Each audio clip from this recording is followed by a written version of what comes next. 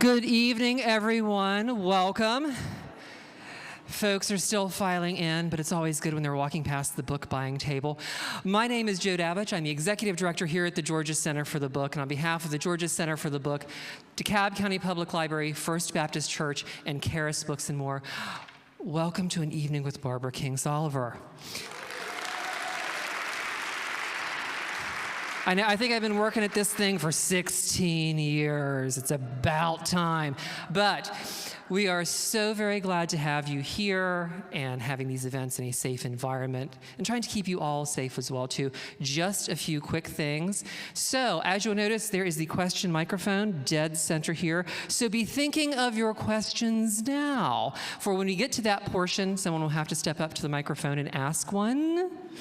So let's try and not have that uncomfortable pause in the program. Also remember that one of your questions tonight should not include, could you please sign my book? No. It's Atlanta, like a sugar baker would say, that's tacky, and we're not gonna do it, okay? So none of that. Also remind you, restrooms are downstairs. After the program, of course, there are restrooms up here as well. But during the presentation, let's try and keep the doors from banging and things like that. Also, we are recording tonight's event, so do me a favor, no flash photography. Put your phones on silent, because I don't want to have to Patti LuPone anybody in the middle of the presentation, okay? Right now, I would like to bring up E.R. Anderson from Charis Books, Charis Circle, because, you know, these events don't exist in a bubble. I couldn't do these kind of events and have this many people in a building without help from First Baptist and without help from our great independent bookstores here in Georgia. So please welcome E.R. Anderson.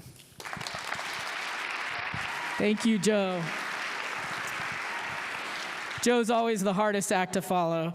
My name is E.R. Anderson. I'm the director of Charis Circle, which is the nonprofit programming arm of Charis Books. We're really honored to be here at the First Baptist Church in Decatur and always with our friends from the Georgia Center for the Book. Ms. Kingsolver's books have a sense of being right on time, even if, as a reader, you discover them 10, 15 years after they were initially released. And the book that you have in your hands is no exception. In 2007, when Ms. Kingsolver came to Emory University to speak about her nonfiction, now classic book, Animal, Vegetable, Miracle, Charis was the bookseller, and Ms. Kingsolver spoke to each of the hundreds of people waiting in line to meet her. To us at Charis, struggling mightily in the throes of the beginning of the recession, that night was a miracle. It saved us. Ms. Kingsolver is an unwavering champion of independent bookstores and of readers like you. We are as grateful for her presence off the page as we are for her words on the page. So thank you. It's now my honor to introduce Reverend David Jordan, who will welcome you to the church and introduce Ms. Kingsolver.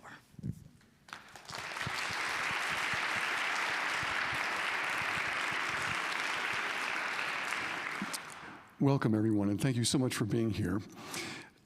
Just a couple of nights ago, my wife and I were speaking with our daughter in Winston-Salem, and she said, you know, my first term paper, my primary source was Animal, Vegetable, Miracle. Before local food movement was cool. We were in Los Angeles last week, and my son had on his coffee table this book called Flight Behavior. My other daughter did an internship in Mexico City and made a pilgrimage to the home where Frida Kahlo and Leon Trotsky had their special friendship, because she and we had read The Lacuna. And then there's the Poisonwood Bible. Don't get me started, except to say that for denominational people, it was theologically correct and denominationally uncomfortable. We are all here tonight, Barbara, because you have impacted our lives in important ways. You have helped us to see things differently, feel things differently. You've expanded our imaginations, and you have helped us gather in this place, excited because you have helped us see the world differently. And we are thankful and appreciative and are so grateful to be able to welcome you to this platform tonight. Ladies and gentlemen, it's my pleasure to welcome Barbara Kingsolver.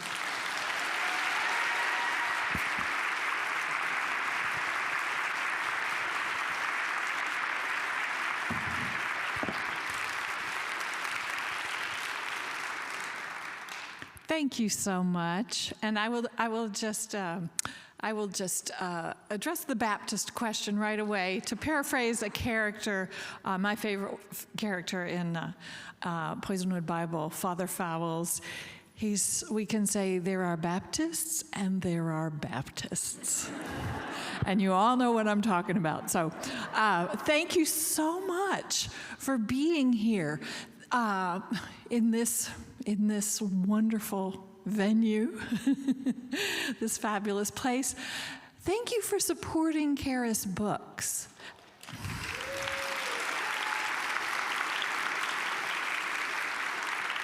They do such important work in this town, and they've been doing it a really long time.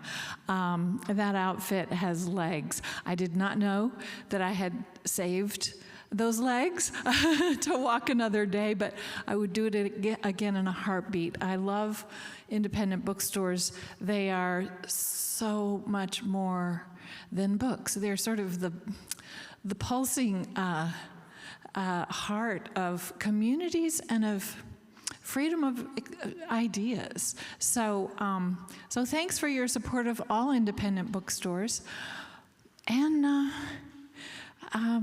thank you for coming tonight. I come to your city a lot, or when I say your city, Decatur, Atlanta, and the associated communities. I come here a whole lot, but it's not here. It's a magical kingdom known as Hartsfield-Jackson. Because where I live, I have a little airport, and it flies to exactly 2 airports. This is one of them. So every trip I take begins with Hartsfield-Jackson and then wherever. And so this time they let me out. I got out of the matrix, and it's lovely to be in your part of the world, in your city, and in this church. And it's exciting. Do you all have the book already? Could you hold them up? Wow. I mean, you probably don't realize I don't see it before you see it. You know what I mean? I haven't seen. I spent years quietly at my desk, working away, but to see the book. The real book in people's hands is it's like a birth, like a multiple birth. So it's very exciting to me. I'm at the beginning of my book tour. It only came out on Tuesday, so this is the 3rd stop of my pretty long book tour, and so I'm still really, really excited to see that book in your hands, because I want it to be in your heart. I will also warn you, given our location, it's a real blue book. The narrator is a teenage boy. He's a rural teenage boy, and this is not fantasy, it's realism. So he has some very colorful language, and I was just thinking about all the F-bombs in all of those books, and thinking that we may be at this moment setting a record for the number of F-bombs in a Baptist church.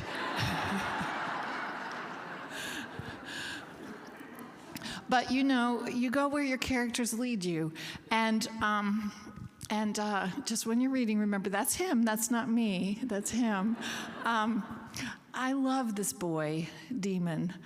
He's the narrator. It's really interesting because I assume nobody's read the book yet, so we're coming in, maybe a few of you, but I don't want to tell you too much about the book, but I can tell you a little bit about where it came from. I live in Meadowview, Virginia, which is southwest Virginia, kind of near Bristol, Tennessee. It's ground zero for the opioid epidemic. I love where I live. I am the proudest Appalachian you're ever going to meet. I grew up in Kentucky.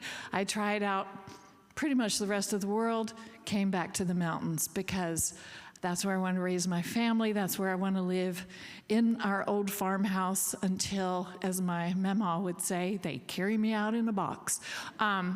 So I love my place. I love my community. I love the way people are, the resilience, the resourcefulness of Southern Appalachia. And as a writer, I consider it part of my mission to represent my people accurately, respectfully, and with nuance, because Appalachians do not get good representation in the world and in the nation, in mainstream media.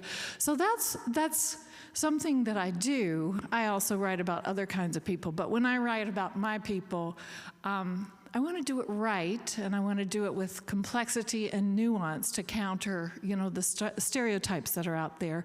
But I also want to be honest about the challenges of our lives.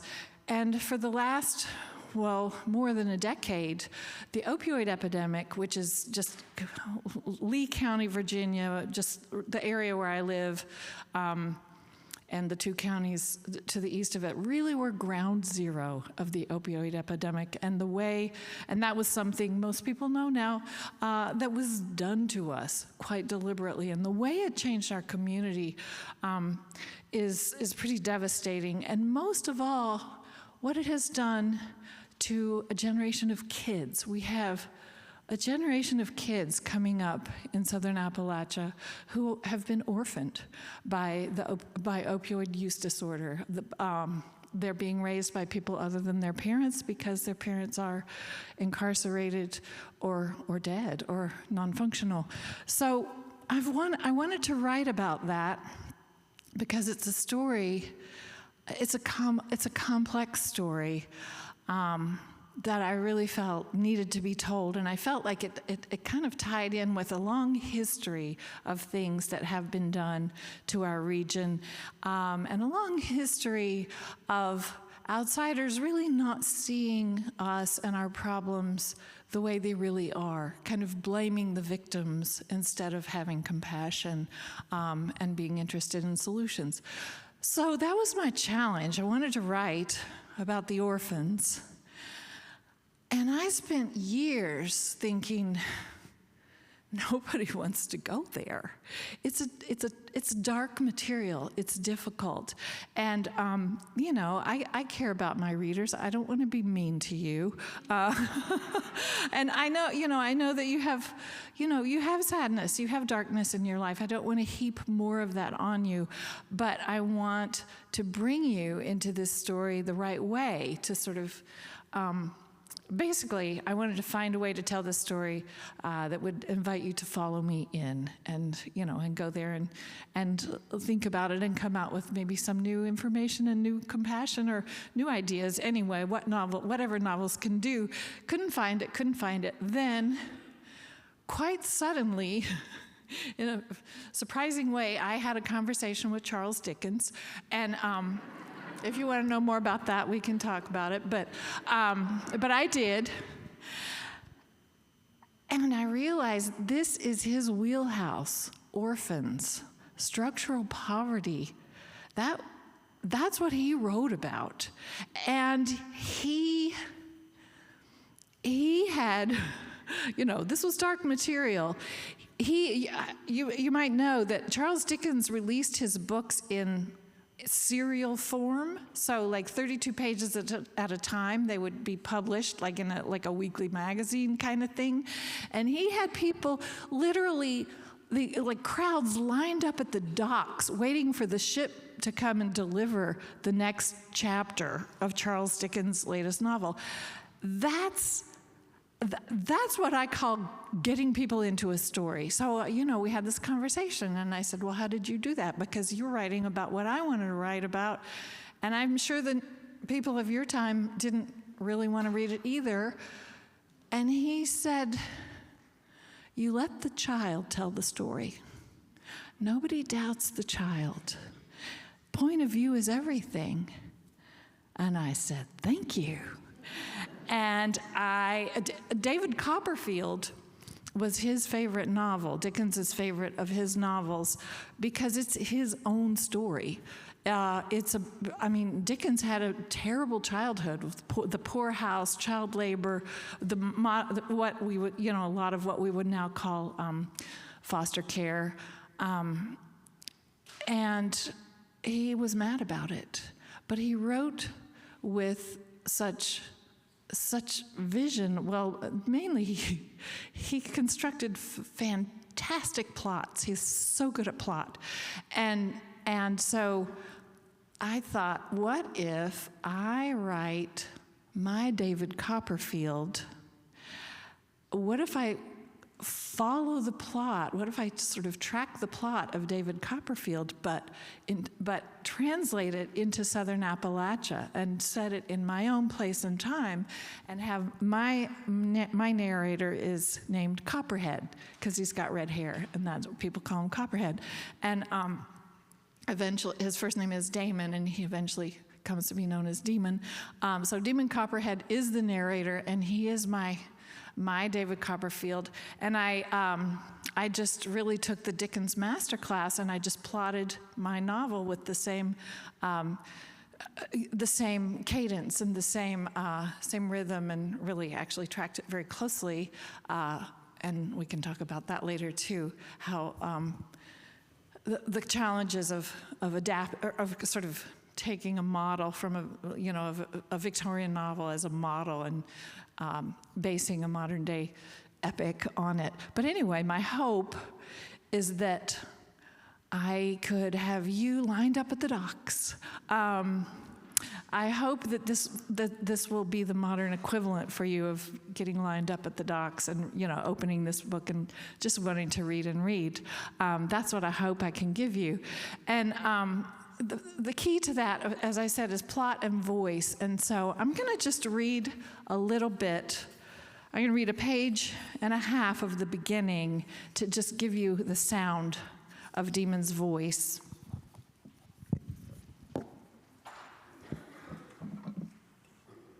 First, I will open my water bottle.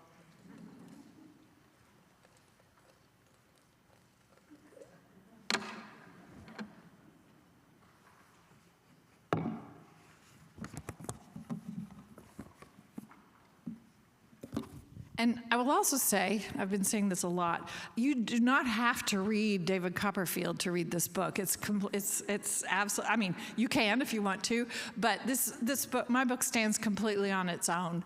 But if you do read them both, you will find, 1,000 private jokes, but not so private now, between myself and Charles Dickens, because it's just like chapter and verse. I got ideas from David Copperfield. And so you might remember, do you remember how David Copperfield begins? Chapter 1, I am born. Okay, so here we go. Demon Copperhead, chapter 1. First, I got myself born. A decent crowd was on hand to watch, and they've always given me that much. The worst of the job was up to me, my mother being, let's just say, out of it. On any other day, they'd have seen her outside on the deck of her trailer home, good neighbors taking notice, pestering the tit of trouble, as they will. All through the dog breath air of late summer and fall, cast an eye up the mountain, and there she'd be, little bleach blonde, smoking her Pall Malls, hanging on that railing like she's captain of her ship up there, and now might be the hour it's going down. This is an 18-year-old girl we're discussing, all on her own and as pregnant as it gets. The day she failed to show, it fell to Nance Peggott to go bang on the door, barge inside, and find her passed out on the bathroom floor with her junk all over the place and me already coming out. A slick fish-colored hostage picking up grit from the vinyl tile, worming and shoving around because I'm still inside sack that babies float in pre-real life. Mr. Peggott was outside idling his truck, headed for evening service, probably thinking about how much of his life he'd spent waiting on women. His wife would have told him the Jesusing could hold on a minute. First, she needed to go see if the little pregnant gal had got herself liquored up again. Mrs. Peggott, being a lady that doesn't beat around the bushes, and if need be, will tell Christ Jesus to sit tight and keep his pretty hair on. She came back out yelling for him to call 911 because a poor child is in the bathroom trying to punch himself out of a bag. Like a little blue prize fighter. Those are the words she'd use later on, being not at all shy to discuss the worst day of my mom's life. And if that's how I came across to the first people that laid eyes on me, I'll take it. To me, that says I had a fighting chance. Long odds, yes, I know. If a mother is lying in her own piss and pill bottles while they're slapping the kid she's shunted out, telling him to look alive, likely the bastard is doomed. Kid born to the junkie is a junkie. He'll grow up to be everything you don't want to know. The rotten teeth and dead zone eyes, the nuisance of locking up your tools in the garage so they won't walk off, the rent by the week motel, squatting well back from the scenic highway. This kid, if he wanted a shot at the finer things, should have got himself delivered to some rich or smart or Christian non-using type of mother. Anybody will tell you the born of this world are marked from the get-out, win or lose. Me, though, I was a born sucker for the superhero rescue. Did that line of work still exist in our trailer home universe? Had they all quit Smallville and gone looking for the bigger action? Save or be saved? These are questions. You want to think it's not over till the last page. And it isn't.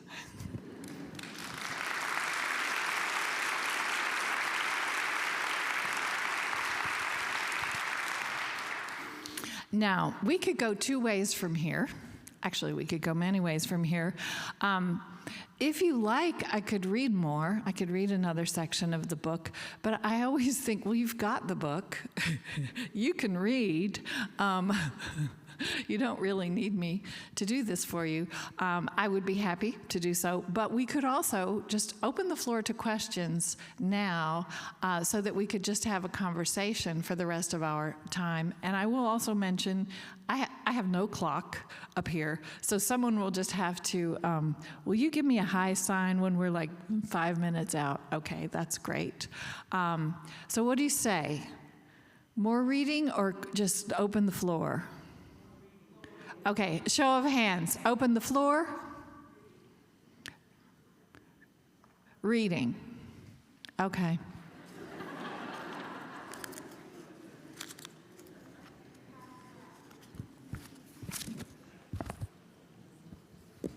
All right, this is,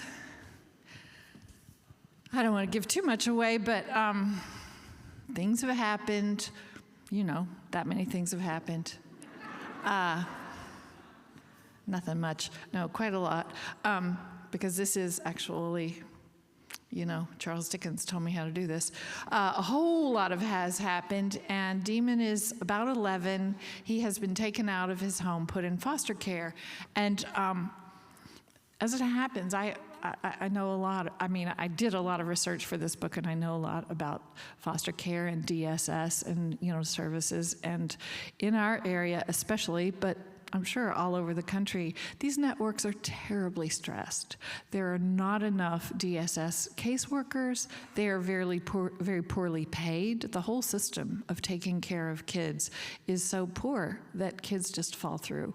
And yes, I'm sure, I know for a fact, there are many people who take in foster children who are wonderful. And who do it out of, the goodness of their hearts and with abundant love. There are also, sadly, people who do it to get the check, people who do it for the money, people who do it in farming country, people who do it for the free labor. And this is what has happened to poor Demon. Poor Demon. So he's gone to this farm where the farmer, who there are several other boys there. There are 3 other boys there named Fast Forward, Tommy Waddles, and Swap Out. They're all, these boys are have been taken in by this farmer whose name is Creakle. They call him Creaky. It's Creaky Farm, and he's just getting a lot of work out of him, and it's kind of not a nice place to live. So here's Demon reporting on life at Creaky Farm. Time went by, and promises were kept. First, the hay. Creaky did the mowing on his tractor while we were at school. Then came baling, with his tractor pulling this ancient baler machine that kept breaking down every 50 feet. It would make a hellacious grinding noise, and every single time in his raspy voice, he'd call, "Goddamn piece of Tazewell shit." He must have bought it from somebody over there while the dinosaurs still roamed in Tazewell County. He'd have to stop and shut everything down, and then he and Fast Forward, but mostly Fast Forward, would climb up on the baler and reach in and yank stuff around, and then it would work again. The rest of us hauled and stacked the bales in the field to get ready for loading them on the truck. These were the square bales a person can carry, not the giant round bales most farms went over to at that time, where tractors and forklifts do the work. No, sir. Creaky had his slave boys, and we were a shit show. First of all, Tommy had his good points, but being strong, not one. He'd grab a bale with both hands on the twine, then stand there going red in the face like he's constipated until I could get over to help. And Swap Out, Christ. One hay bale weighed as much or more than Swap Out, and all this kid wants to do anyway is climb onto the piles we're stacking to where he ends up knocking things over and just general nonsense. We have to get all 200 and some bales onto the flatbed, a load at a time, then unloaded and stacked in the barn with more climbing, constipation faces, and nonsense. By then, Creaky is cursing the Foster's agency even worse than Tazewell County as far as trading in damaged goods. That was my first weekend. Sunday night, I never got to take a shower due to Fast Forward taking his time in there. There was another bathroom downstairs with an old nasty tub, but the sewage backed up there on a routine basis, so I was not the only one scared of that tub. Even Creaky used the upstairs. It took all I had left in me to haul ass up into my bunk and lie there on fire, my whole body itching from getting scrubbed by 200 Brillo pads of hay. I had 3 weeks to serve in this prison, and not one of them fully behind me yet. I wondered how Mom was doing in rehab. She always said drying out was the worst hell imaginable, and I felt sorry for that. Not now. Tell me about hell, I told her in my mind. All you had to do today is your moral goddamn inventory and a lot of lying around on nice, clean sheets.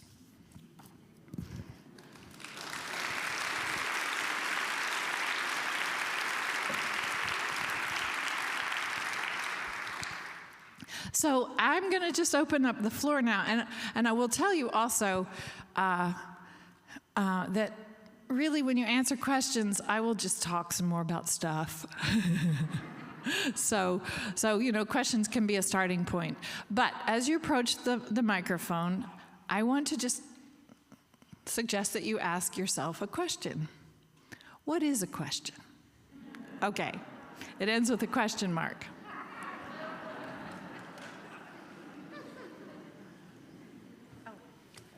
Yes, thank you so much for coming. So you did have me waiting at the dock for this book. I pre-ordered the audiobook and started reading it as soon as it released on Tuesday morning. I just could not wait for this book. My question is this. You do such an amazing job of the voice of Demon. He makes original observations, he uses surprising language, and you sustain that throughout the book. What were the challenges of doing that, and how did you overcome those? What were the challenges of finding and sustaining this voice, Demon's voice? The challenges were many. I knew, though, as I said before, it's hard. It's dark material, and I needed this pilot. Not a pilot. He's just like your friend, and you're in an inner tube going down like Niagara Falls.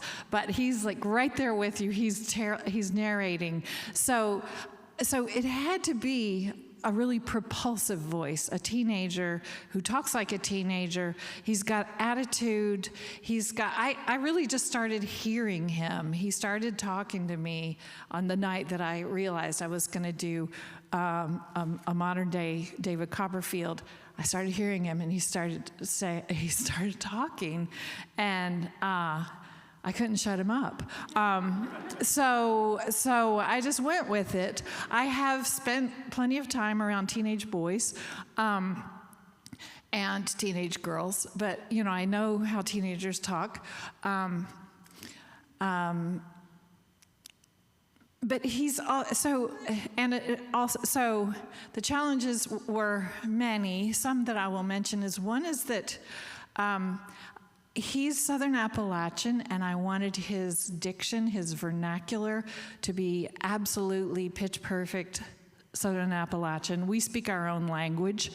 And a challenge of that is that language is so mocked. It's so ridiculed. I should know. When I left Kentucky and went to college in Indiana, people I didn't know would come up to me in the dining hall and say, "What is this? What is this?" Trying to get me to say mayonnaise. Syrup, I said pitcher, like a pitcher on the wall.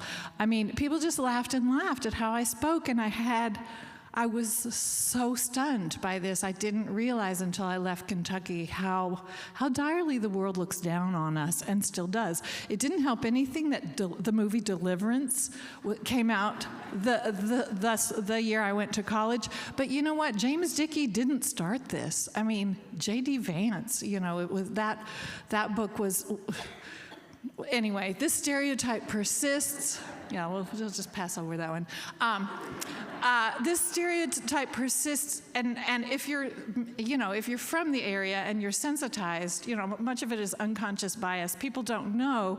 People from the city, my city friends don't know that they're condescending when they ask me, "How can you live there so far from everything?"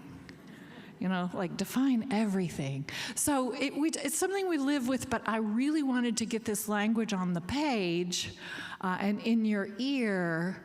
But I also knew that if he said, there's certain things, certain things I never do, like what I call Uncle Remus language, where words are misspelled to represent the dialogue. I mean, a dialect, where words are spelled wrong. To show you how they're being pronounced. I hate that because I think it's condescending. Our language is our language. It's not wrong. It's a language. But certain words absolutely are sort of trigger words, like holler, I reckon. Like people just want, when a character says I reckon, people just want to put a straw hat on him and a moonshine jug in his hand. It's just such a strong stereotype that I had to ease you in. So you heard the opening page and a half. There is no holler, there is no I reckon, there are none of those, sort of trigger, I consider them, like hillbilly trigger words. I mean, by the end, yes, he's, as well as dropping F-bombs, he's dropping I reckons and hollers and this and that. But I wanted you to sort of respect him for, insofar as you respect, this teenage boy who's talking about Jesusing and such. I wanted you to hear his language and ease into him before you really get the full-on Appalachian language. So that was one challenge. Another challenge was that he was so angry that in the early drafts, I mean, even well before I even got to a first draft, through to the end of a first draft, I realized that his anger would be off-putting. He is a much angrier boy than David Copperfield. David Copperfield is so sweet, he's kind of wide-eyed. He's like, oh, the Mr. Murdstone is courting Mother. I hope this will go well. It's not gonna go well. Demon is like, this guy's stoner. I'm supposed to like him. I do not. He's a modern kid. He's wise. He's more cynical. But I had to dial back his anger. I had to work a lot on moderating his, he would be diagnosed as oppositional defiance disorder. I had to make him likable enough that you would get in there and be mad with him rather than being, teenagers do this. They push you away. So I had to work a lot on making him someone that you wanted to take this whole ride with, because it's a long ride, and I hope that I succeeded. I love him, that's for sure, and really that's what it all amounts to. I want you to love him. All right, yes. Hi, Barbara. I know you. You too. Jill. Fine. Yeah. We wrote a piece together about probably 40 years ago. I'm so glad to see you. Good to see you. And I was able to get the book early when I was in New York, and I've already read a couple of chapters, and I love it. One of the things I love is the names of all your characters. I wonder where they come from. And my other question is, when you start a book, do you know how it's going to end, or do you wait to see where these characters are going to take you? Well, so can everybody hear the question? Do you hear the question pretty well? Okay, so there are two questions. The names, where did all these names come from? And when I start a book, do I know how it's going to end? Well, the answer to both of those is David Copperfield. But generally speaking, when I'm not modeling a book on another book, which is always, I've never done that before, I do a whole lot of structural work before I begin, writing chapter 1, I Am Born. I do a huge amount of sort of story architecture. I write paragraphs and paragraphs about initially sort of, what is this story about? What do I want? What do I want it to mean? What do I want it to, to say in the world? Who will be the characters who do this? What will they do? So I've done a whole lot of work before I'm actually writing, scenes and chapters. And so, yes, I do always know when I start, sort of what the bridge is, what the narrative arc is going to be, and where it's going to land. I don't write a first draft necessarily beginning to end. I am so grateful for computers, because what I tend to do, and certainly what I did with this book, is I set up a file for each different chapter, a computer file for each different chapter, and that way when I have my best ideas usually in the shower, something about hot water on the head, or when I'm walking or something, I'll just think, this scene where, the boat turns over, whatever, I can see it, I know how to write it, so I can just jump right into that and write that scene. So my books tend to, start at the beginning and kind of try to build this forward motion, but I also often will get to, chapter 32, and I've already written a draft of it. So, and always, without exception, I have written the last scene of a first draft a long time before I've finished the draft. Because once I've visualized that scene and can write it, it gives me this confidence I'm going to stick the landing. So yes, I always do that. What's unusual about this book is that the plot was already written for me, and so I knew how it was going to end before I even, Charles Dickens ended it 150 years ago. So I knew I was going to follow that same trajectory, although I will tell you that Dickens put this sort of epilogue onto David Copperfield, where it's 5 years later and we're happily married and we have all these children. I didn't do that. That was sort of universally considered a disappointment to David Copperfield, and I didn't need to replicate that. But one thing that I gave you in this book with my first-person narrator is the promise that he is going to be alive at the end, right? That in this book, that is no small thing because of what he goes through. And so, but it's a survivor's tale. He's telling you, this is what I lived through. I came out the other side. Here I am. And so that's, maybe you're not even thinking about it when you're reading, but that is a promise. And I don't know, do you know the writer Lee Smith? She's a friend of mine, and I sent her the manuscript, and she said, I was so worried about him. I couldn't sleep. I was so worried about him. But then I said, Lee, he's telling the story. He's alive. So there you are.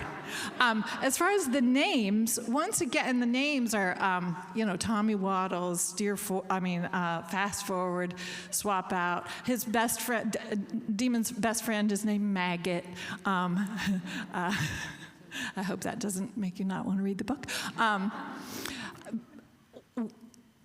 Again, the answer in this case is Charles Dickens, because Dickens is, he's one of the things people love about him is his great character names.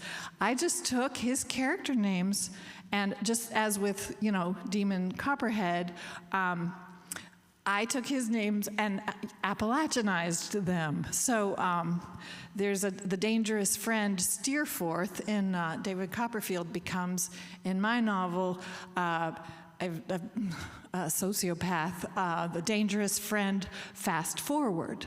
So Steerforth becomes Fast Forward. He's a high school narcissistic football quarterback. Who else? I think it was, Mr. Creakle becomes Creaky. There's a very famous, very important character in David Copperfield called Uriah Heep. I thought about that one, and I have all these characters. They're doing the same. They're serving the same purpose to the plot, but they're very different situations. I had to think, what is the modern equivalent of a shoe black factory? I know, it's a gas and go with a meth lab in the back, stuff like that. Uriah Heep, I thought, well, heap is a pile, and piles is a common name where I live. And so this guy he's the assistant to the coach, and he drives stuff around, so they call him U-Haul Piles. So again, you don't need to know anything about David Copperfield, but if you do, you'll get these jokes. But it was made easier by the fact that in where I live, one of the things about us is that everybody has a nickname. That might be, I don't know if it's especially Appalachian, I do think it's rural, but everybody, men especially, have nicknames, and they are generally not flattering. And they're like, people use them, even like politicians will be Stumpy, Fiddles or whatever, and they go in the obituary, it will be like Emmett Stubby Smith, died Stubby, because they're rarely flattering, but Shorty, funny. This guy that always, the guy that came when I was growing up, that came to fix our plumbing was always called Funny. I mean, that was his nickname, Funny, and he was not funny. But anyway, the fact that these, these colorful nicknames are a feature of our culture gave me license to use them, and that made it easier to give characters colorful names. So thanks, good questions. And see, I told you, when you ask a question, I'm just going to talk about any old thing. But anyway, go ahead. Hi, my name's Bob Herndon. I've read a lot of your books. I really love your writing. My wife and I Thank you. read your sentences out loud to each other. You're the only author we've done that to. Thank you. What I like is you write what you know, and you know Appalachia. And I have grown up in liberal world from Massachusetts. I moved here, and I don't understand how MAGA works. How does it appeal? And is there anything that can be done to make liberal ideals more appealing to Appalachia? Does that make sense? You're asking, you don't understand how MAGA works, the Trump phenomenon, I guess, Yeah. and you're wondering if there's anything that liberals can do to make liberal ideas appealing? Yes, there is. Yes, sir, there is. The answer is not to start every conversation with, "You idiot," because that's what people are hearing, and I'm not kidding you. That's what people hear. And nobody wants to hear that. We all take our, this is, we're straying from the subject of literature, but not really. We all decide what to believe, not based on evidence. None of us do that unless we are scientists. That is not how humans work. And I've researched this a lot because this was the subject of another novel that I wrote called Flight Behavior. I looked into, there are psychologists who study how behavior works and how we decide what's true, how we decide what to believe.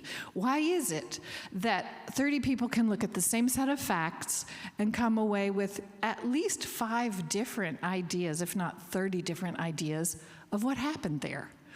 Well, the reason is it's not how our brains work. We don't really take truths from evidence. We decide first what is true, then we look for evidence to support what we believe. That's how we all work, as I said, unless we are scientists, because they learn to find truth a different way. So, if it's not from the evidence, where is it? We take truths from sources we trust. Our parents, if we're children, our peers, if we are teenagers, our television station, our radio, but the one that we've chosen because we feel like those TV hosts, those radio programs are our people. We choose the information sources that we feel. It's not just media. We take truths from our pastor, from our the patriarch or matriarch of our family, the people who we perceive to be on our team, on our side, looking out for our best interests. And so we choose our radio stations and our TV stations and our newspapers the same way. These people are my people. They're looking out for me. It's how we all work. And so in the modern era, our sources of information have become more and more, as they say, ghettoized or siloed or whatever. There's less and less overlap. The only way to cross those boundaries is somehow come across to when you speak to someone who believes different truths from you. They're not going to listen to anything unless they feel respected, they feel they can trust you, they feel like you are on their team. So until we can have those conversations where both sides say, I want to listen to you, I respect you, I'm on your side, that's the only way it will happen. And something I wanted to accomplish with this book is to show readers who are not from Appalachia how tiresome it is to be looked down on all the time, to be dismissed all the time, to be invisible in a mainstream American culture. When people are angry and when they are traumatized, our brain, those things change our brain and make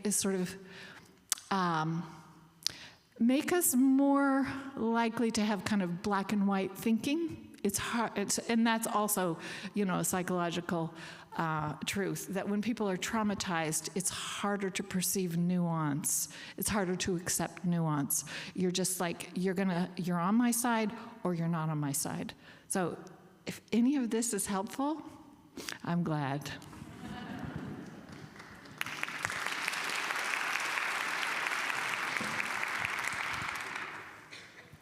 I think we need to hear more of that, for sure. Thank you. You're welcome. I want to help you sell more books, so I'm going to go to another book. I'm sorry, I'm having trouble here. Yeah, just speak a little more slowly. Somehow I'm not getting, it's probably going back to you more than it is to me. Okay. Is that better? Yes. Okay. I'm not used to speaking in microphones. I want to help you sell more books. So I'm going to change to another book, your nonfiction, Animal, Vegetable, Miracle. Yay. You started 2 movements with that book. Authors doing something for a year and then writing about it. Right? And there's so many of them now, which are amazing. There are, but there were not when we did that. Right? You started it. I suppose. You started it.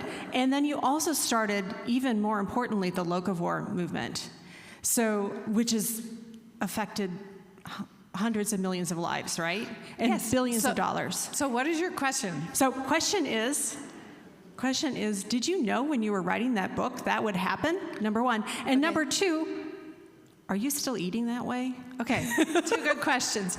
I have never, no one would ever accuse me of being trendy. I started life in hand-me-down clothes, and I never think of myself as being on the front of any wave. And when we took that book, Animal, Vegetable, Miracle, when we took the proposal of that book to my publisher, I thought they would just say, okay, and the next novel? I just did not expect much of I love my publisher, but they know what's going to work. They said, we'd love to see this book, write this book. They, I guess, felt like, the gestalt was there, but I don't think any of us, and my family and I do not take credit for starting, the local food movement. There's a long tradition of it. But somehow or other, we caught the wave. We wrote that book right at the time when I guess enough people were fed up with the industrial food system and all the different kinds of damage it does to our bodies, to our families, our communities, and our land and our farmers, all the different kinds of damage. And it's been a wonderful thing for us to have put that book in the world and see as the world's changing, people continuing to read that book. And I can't tell you how many people have written us. Really, thousands of people have written us with, to send pictures of how they dug up their whole, front yard and planted tomatoes. How their kids are eating vegetables. It's a very happy thing to be part of a movement that makes the world better and is also really fun and delicious. A lot of times being pious means, sort of giving something up or being, sort of choosing a less enjoyable life. But in this case, it is so good. So we've really enjoyed that. I don't know that we invented the word locavore when I had never heard it before when I put it in the book.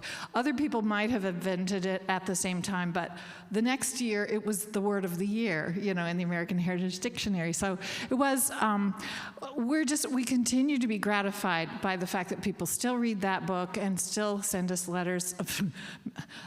Now and again, we get one that says, I was so inspired by your book. I gave up my job on Madison Avenue and I bought a farm. And I just think, oh, Lord.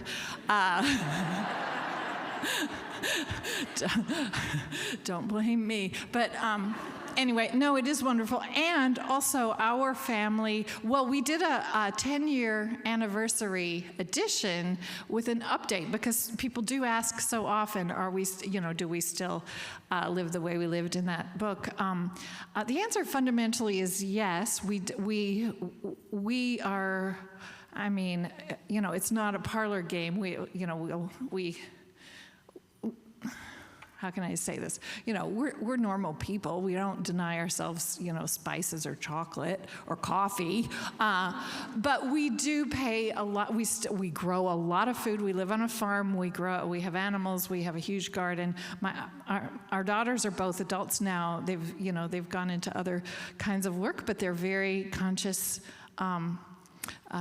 Just, sort of mindful of where things come from. Not just food, clothing, everything. I think it's a time when we pay more attention to the things we consume and the processes that created them and what that costs to the world. So, but I was going to say, in the 10th anniversary edition you can get, which has update chapters from all four of us, including Lily, who would ask me to tell you she is no longer the chicken girl. She likes chickens perfectly fine, but she's 26, and she, she's in grad school and stuff like that. Anyway, thank you for asking. Thank you.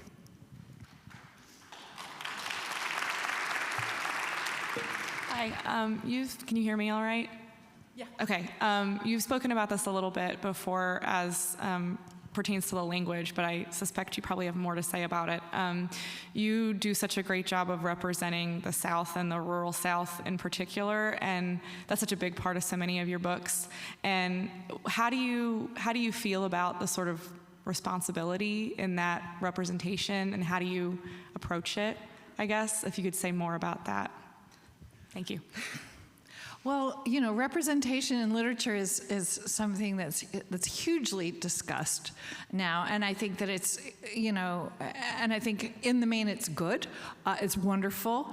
When I was just starting, we were still arguing that since women mostly read about female experience in books written by men, wouldn't it be nice if women writers could also write about female experience? I mean, that's where we were, in the early days of my career, in the late 80s. And my first book was published in 80, is this right? Yeah, 88. So, at that time, there was literature, John Updike, and that's literature, and then there's women's literature was down, that was like, some of you girls might want to read this too, Alice Walker or, Virginia Woolf. So we've come a long way, and I think we're all much more thoughtful now, writers and readers, about who is writing this and what right do they have to represent, sort of this demographic.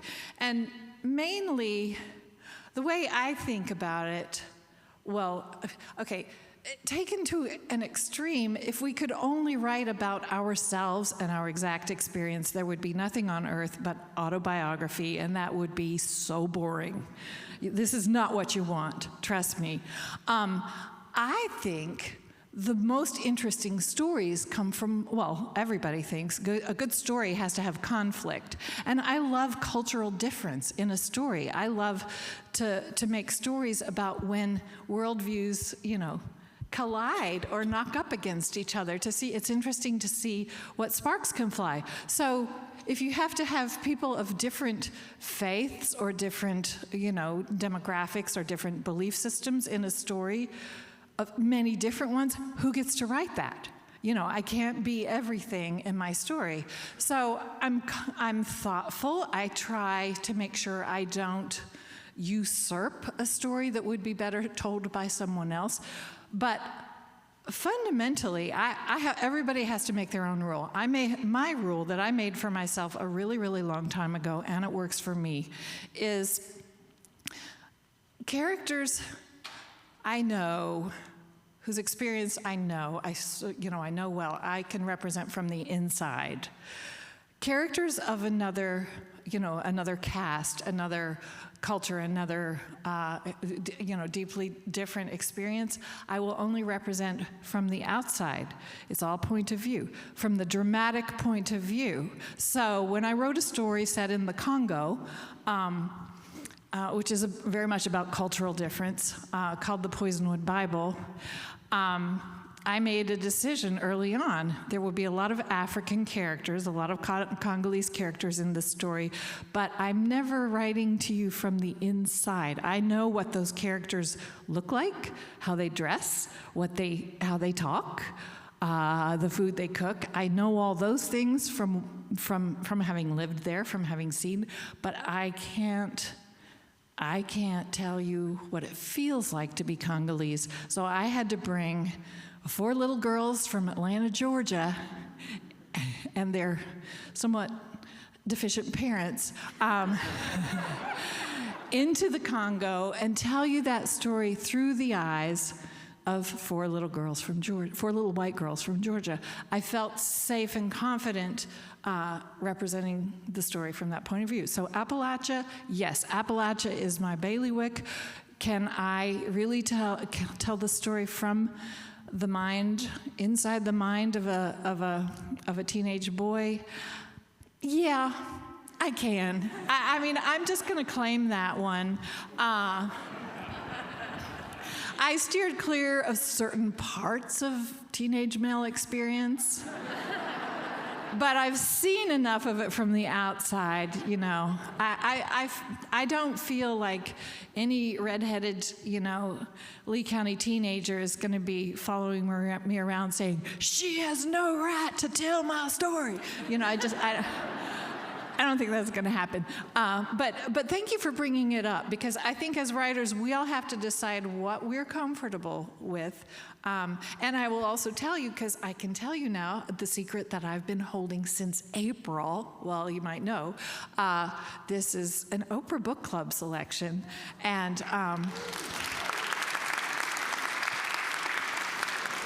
yeah, she called me in April. It was just like a minute after I'd finished the book. I couldn't imagine. I didn't think anybody had read it yet, so I wasn't really, I wasn't on that, wavelength, and this person calls, and I don't even know why I picked up. Who answers, the phone when you don't know who's calling? And because it's going to be somebody selling insurance, and they're saying, "Oh, your book is going to be in the, and I said, "Who is this really?" And she said, "It's Oprah." It was. So sorry about that. I probably felt just about the way. There's some ladies here who, when I got here and came up, they tried to send me to the back of the line. Back of the line. So yeah, and I said, "I'm Barbara." So I feel ya. That's what I did to Oprah.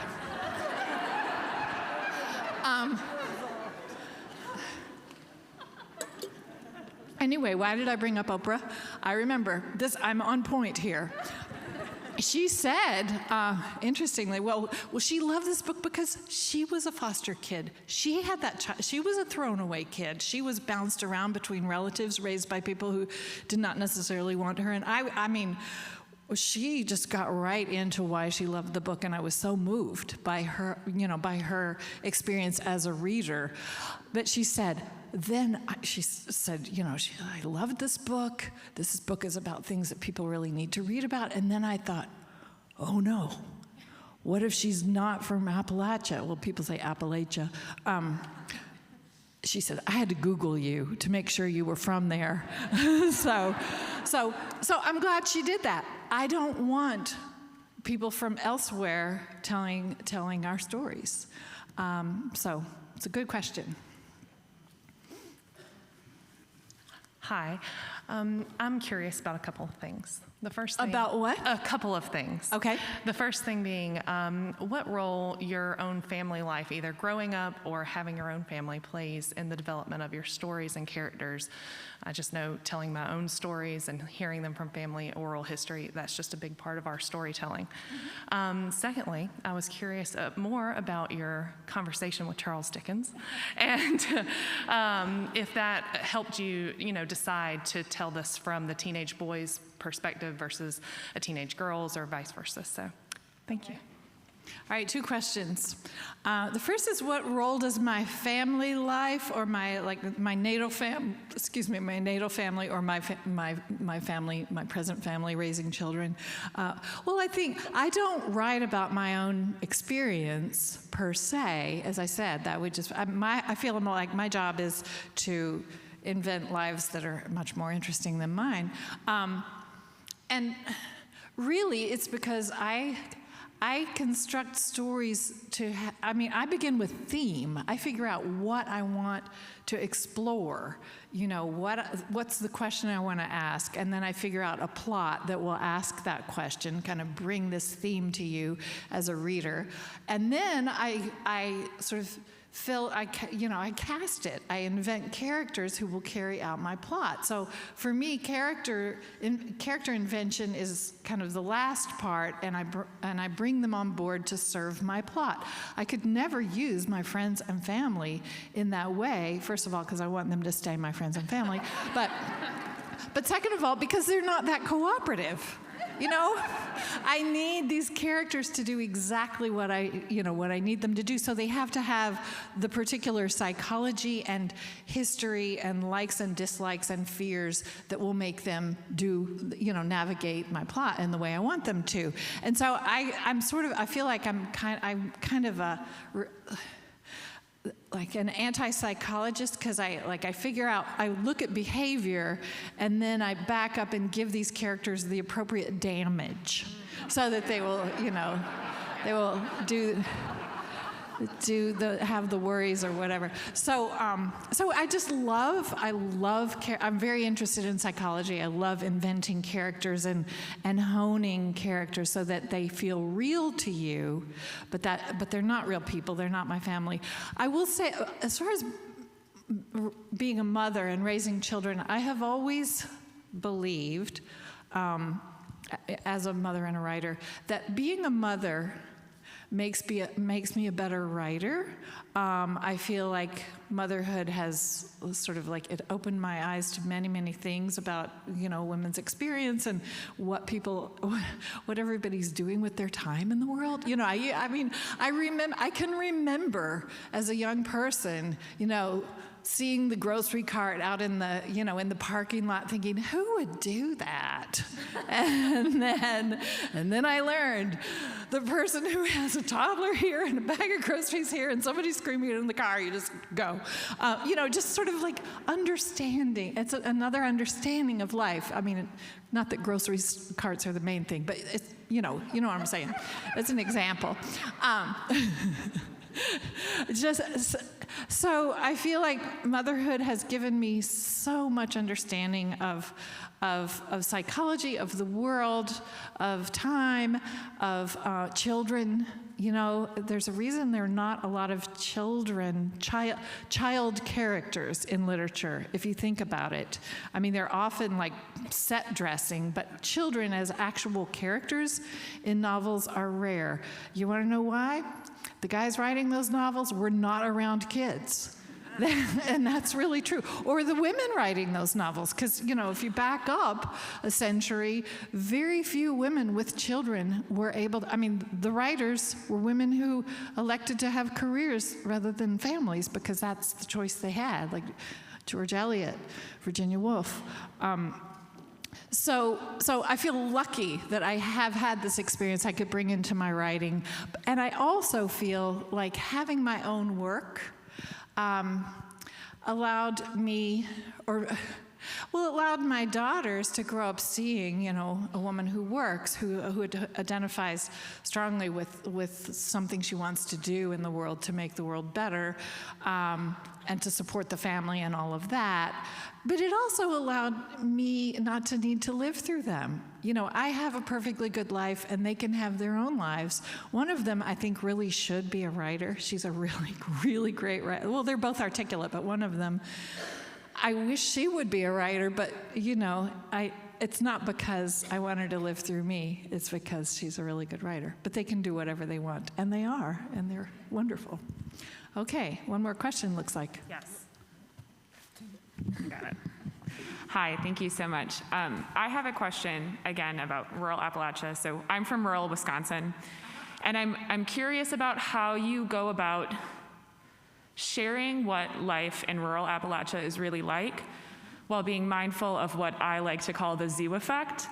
The what effect? The zoo effect, Z-O-O, zoo, like animal zoo, which is where people from often urban areas end up sitting around going, oh my God, is this what people really live like? If you know what I mean?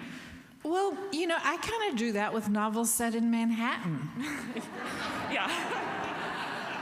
I mean, that's part of why we read, to live other lives and view, and I mean, I don't read a lot of novels set in Manhattan, but when I do, I just think, well, you could pay that much for shoes? You know what I'm saying? We read to live other lives. So I think what I said earlier still stands. When I represent Appalachia, I just want to make sure that it's a nuanced picture. And the main thing is, for it not to be, like hillbilly porn, whatever, because that's the other. We are represented either as a stereotype, as the dummy, or a poverty documentary. And so this book has, you met in the first page the 18-year-old who's as pregnant as it gets. We have the teenage, the sad teenage addicted mother, and then we're going to have her abusive boyfriend. We also have Nance Peggott next door, who is the mama that we all want. She's the woman who takes care of everybody in the neighborhood. Her husband, Mr. Pegg, is a philosopher. He knows the names of all the plants and all the birds, and if you really listen closely, he knows the meaning of life. We have Aunt June, who's this amazing nurse practitioner who just will not give up on her patients. And so I wanted to, I write ecosystems of characters. And it's especially important in a book like this that I give you the ecosystem of characters. So there are the people who are not functioning well, and there are the people who are taking care of them, and to show our resourcefulness, to show just what's, I think one of the most interesting things about my home culture is how we do work in ecosystems, how community oriented we are. We grow up hearing all the time how much we depend on other people. And, and we say please and thank you and yes, ma'am, and we see we see how people interact. And so, for me, that's what will save it from being a zoo. This is kind of crazy. Will you tell the story of your husband and the turkey from Animal, Vegetable, Miracle? My husband and the turkey? It may be only a couple of sentences in the book, but it is this huge picture and story in my head. Well, I guess I would refer you to the book. It's all there. But I know, yeah. I could go back and read it, but I'd love to hear you talk about where the turkey is dancing around your husband. Well, yeah, a turkey fell in love with my husband. Long story short. I don't know if we really want to go there, but just in brief, modern turkeys are the capacity to breed has been bred out of them. All the turkeys that you the butterball turkeys you buy in the grocery store, the industrial food system produces turkeys via artificial insemination. Is that a job you want? But anyway, because of that, turkeys, if left to their own devices, don't know how to do it. So in our book, we raised these heritage turkeys and sort of had to introduce them to sex. But since we raised them, the females imprinted on my husband and just followed him around. Anyway, so flirtatiously. So someone asked, the previous questioner asked me to tell the Charles Dickens story. How did I have this conversation with Charles Dickens? And let me ask, how are we doing on time? How much time do we have? How many? 5. We have 5 minutes. Oh, is yours a quick question? A last? Your what? No more questions. Okay. I will tell the Charles Dickens story, and then I will, and then we will say our farewells. I've told this story a number of times, including on national TV and in the New York Times. So how many people have heard this story already? Actually, surprisingly few. Clearly, you don't watch TV or read the New York Times. No, it's a big paper. You could have missed it. Well, as I said, I was really distressed. I had been cooking this idea for 2 years. It was like a house I could not get into. I didn't know how I was going to tell the story of the orphan children. And I was at the end of my book tour for Unsheltered, and after my U.S. book tour, I often have to then go to UK and do a UK book tour, and then I'm really tired and really a little bit altered from just, exhaustion. And I was also just really starting to obsess, because when you get to the end of a book tour, you really want to know what your next book is going to be. You want the key, you want already to have the key to unlock that next novel. That's just how it is. It's like, otherwise it's like you've jumped out of the plane and you don't have a parachute. So, just on a whim, I had a weekend free at the end of my UK book tour, and my husband was flying over for the weekend. Just on a whim, I booked this place I found online called Bleak House, because it is really Bleak House. It is where Charles Dickens lived, and where he on his seaside home in Broadstairs. And it's where he wrote David Copperfield. And I just thought, well, that's a good place to go. Because it was an inn, it was functioning as like a bed and breakfast. You could book yourself in there. And I thought, well, probably it'll just be, a bed and breakfast. It probably won't be all that Dickensy. Well, when we got there, it was November, so sleet was in our faces, and we're walking down this cobbled lane, and here's this creaky old mansion on the cliff overlooking the sea, and we knock on the door, and this little, literally tiny, limping woman answers the door, and it's like little Dorrit. And she said, "May I take your bags?" I said, I can do it, I can get it. And then the guy behind then it was like Fagin was at the desk, this saying, "Let me take your money." And this was not a reenactment. I mean, it's just like, it was so atmospheric, very, it was just like Dickens left and not a lot has happened since. So, and November, it turns out, is not high season in the seaside town of Broadstairs. So we were the only people in this mansion, and they just said, well, make yourselves at home, use any room you want. And so Stephen went to bed in, Charles Dickens's bedroom. But I was attracted to this room at the end of the hall that was Dickens's study. And it was a little room with these bay windows that looked out onto the ocean, and here's the desk. And it said, this is the desk where he wrote David Copperfield.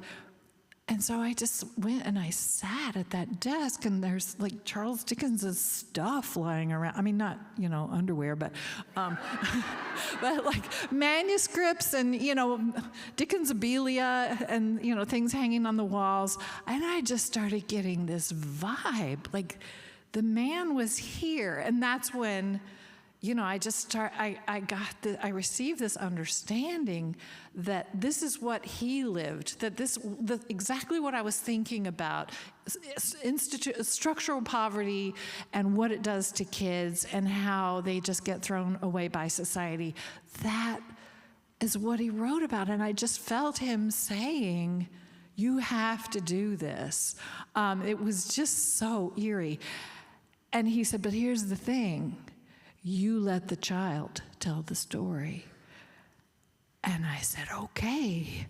And I ran down the hall back to, and I woke up Stephen and I said, I just had this talk with Charles Dickens. And he said, I can't wait to hear about it in the morning. but I hope it went well. And so, I just pawed through the suitcase and I got out my notebook that I'd been carrying around, and it was still blank. And I got my notebook and I got my pen and I went back to that desk and I sat there and I started plotting out Demon Copperhead on that desk that night.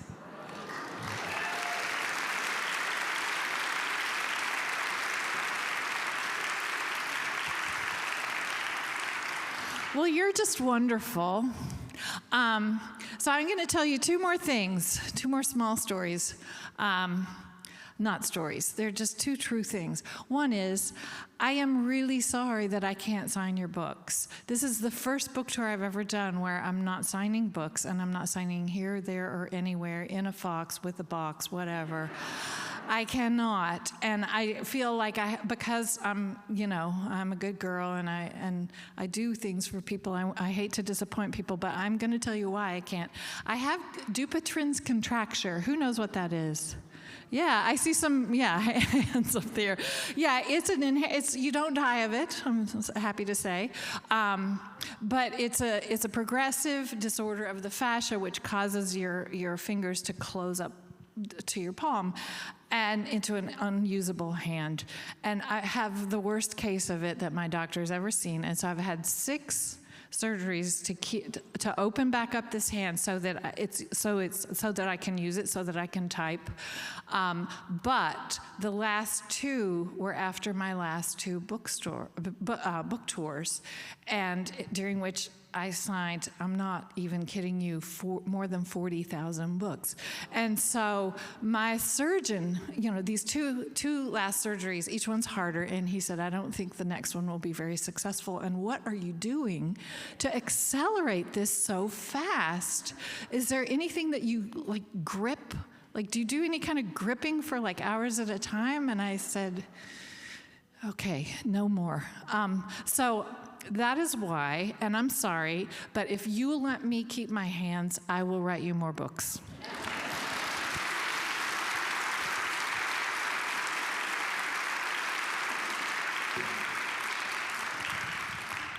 The other thing is that one other thing, and I'm okay, 2 more things. All right, I'm at a pulpit, I'm going to preach. You have a vote coming up.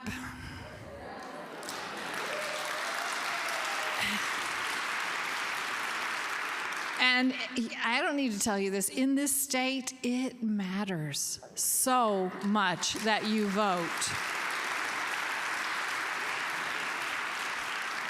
You have a couple of races that should be no-brainers because there's a no-brain issue.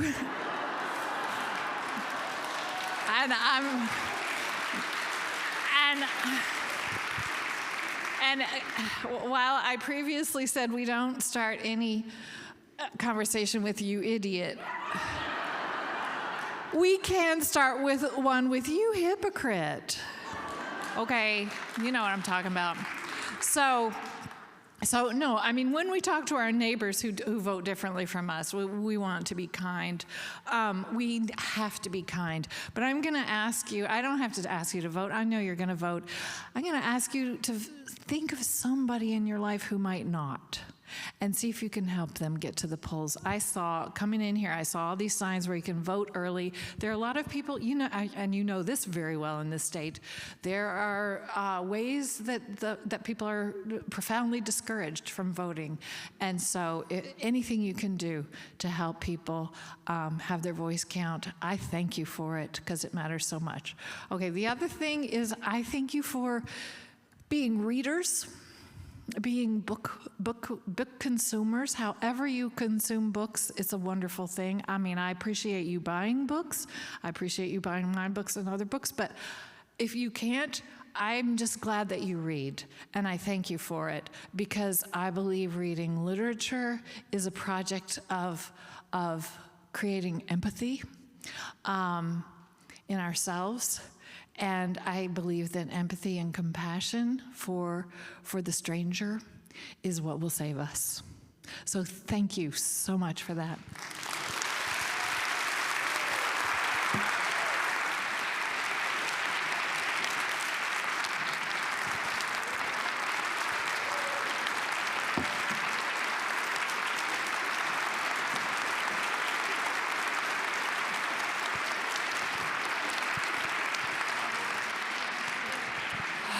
Thank you all so very much for coming.